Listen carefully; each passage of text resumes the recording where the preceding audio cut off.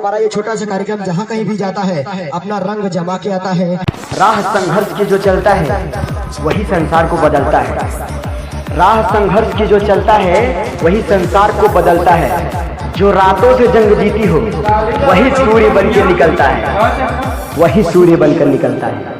जो कि पता है तरवाई बिघाना मेजा प्रयागराज और हमारे जो प्रोपराइटर मैनेजर मेन मैनेजर हमारे जो कि मंजेश सोनकर और ऑपरेटर जो कि नीरज निराला जी हैं और यहाँ के कलाकार जो कि संदीप माइकल भोजपुरी कलाकार भी, एक सिंगर भी, एक डांसर भी, और आप सब देखे वाला तमाम सम्मानित माता बहन बेटी काका चाचा जितना भी देखे वाला भोजपुरी समाज बस सबके गोड़ चुके गोड़ लगता नहीं। तो हमरा से कोनो भी गलती है भूल चुक भाई होता अपन छोट भाई समझ के माफ करी हो। तो अलविदा, लव यू ऑल, चलता हो, धन्यवाद।